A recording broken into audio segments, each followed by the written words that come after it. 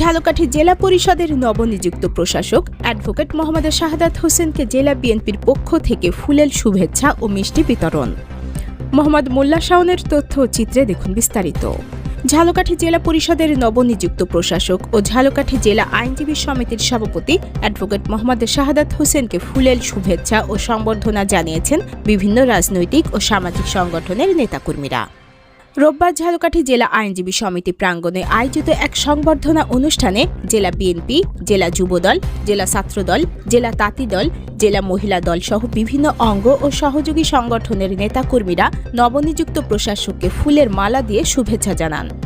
এ সময় জেলা বিএনপির পক্ষ থেকে আনন্দঘন পরিবেশে মিষ্টি বিতরণ করা হয়।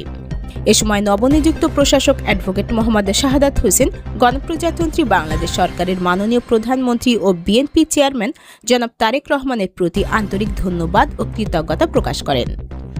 তিনি বলেন, মাননীয় প্রধানমন্ত্রী ও বিএনপি চেয়ারম্যান জনাব তারেক রহমানের দিক নির্দেশনায় ঝালকাঠি জেলার সর্বস্তরের মানুষের সহযোগিতা নিয়ে জেলার উন্নয়নে কাজ করতে চাই।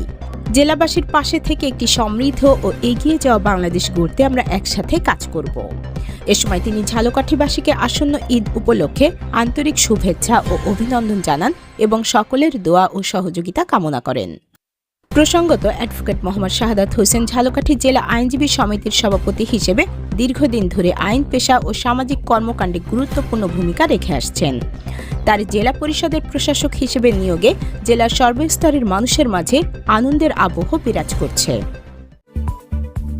দৈনিক যায় যায় বেলা, সত্যের সন্ধানে সারাক্ষণ।